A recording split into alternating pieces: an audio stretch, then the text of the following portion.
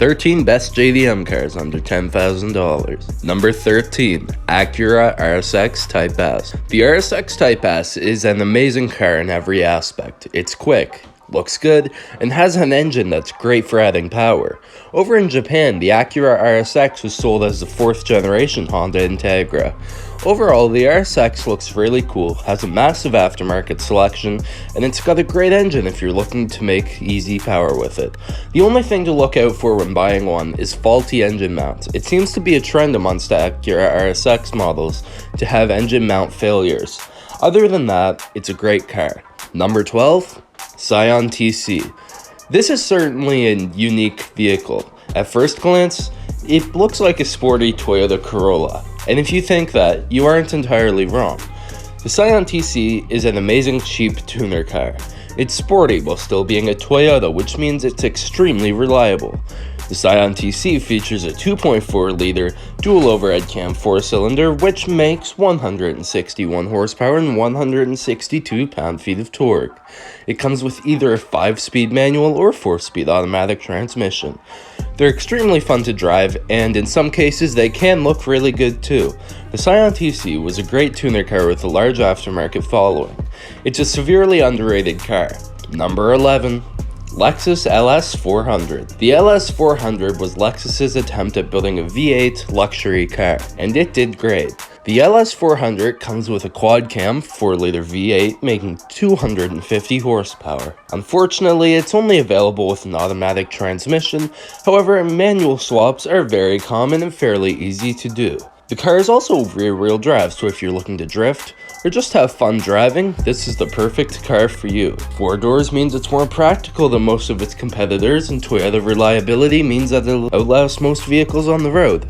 Not to mention, it looks great. Number 10, Acura Integra. The Integra is a good car in every aspect. It looks cool, it's comfortable, has a massive aftermarket following, and if you're looking for a budget build, the specific model that you want to look for is the Acura Integra GSR. They come with a 1.7-liter inline-4 making 160 horsepower. Unfortunately, they're still a Honda, which means they're unbelievably reliable and good for making decent power.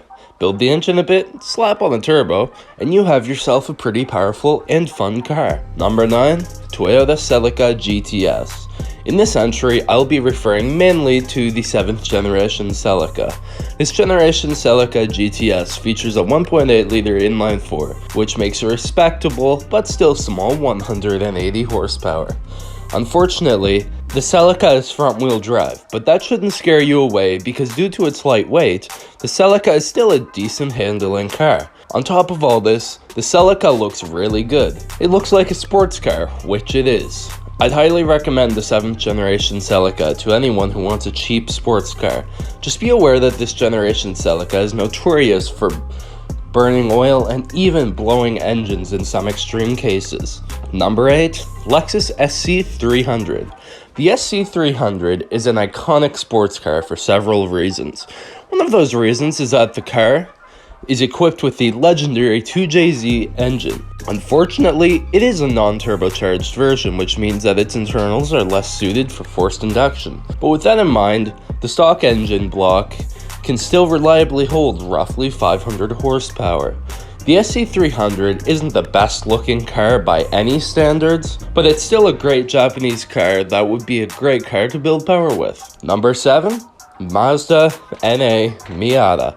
The Miata has become known as one of the best handling sports cars ever made, and despite not being fast, it's extremely fun to drive. Any generation of the Miata is a great car, although I'd recommend the first generation due to its unique pop-up headlights and massive community. Due to its size, most tall people may have an issue comfortably fitting in it, but regardless of that, it's still an amazing car. Number 6, Infiniti G35.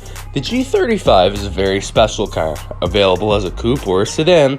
The G35 features rear-wheel drive or an optional all-wheel drive setup paired to a 3.5-liter V6 and a 6-speed manual transmission. The engine in the G35 is the same engine that can be found in the Nissan 350Z, which is an iconic sports car in its own right. Due to this, the G35 is slowly rising in price, along with the 350Z, which is making it harder to obtain. If you're interested in owning a G35, now would definitely be the ideal time to pick one up. Needless to say, they're great cars. Number 5. Mitsubishi Eclipse. Overall, it fits the Japanese car scene perfectly.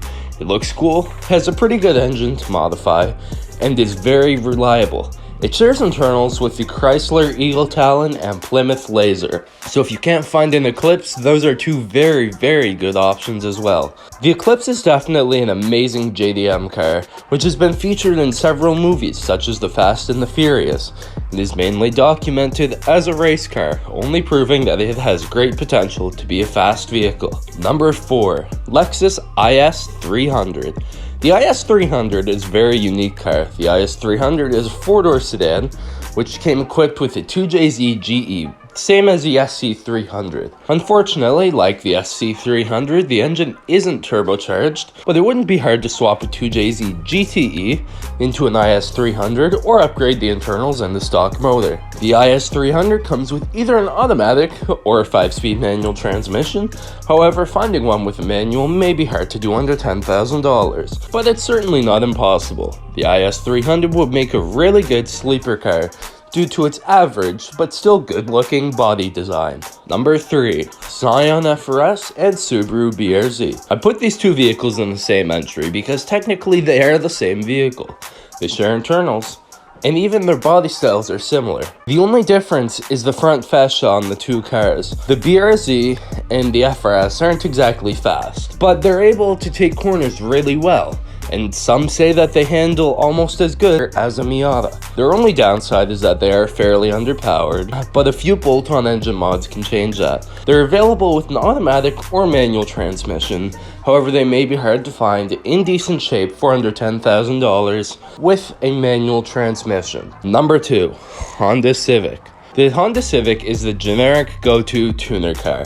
Almost everyone starts out with a Civic, and that's for a good reason. They're easy to work on, beyond reliable, and they look fairly cool too.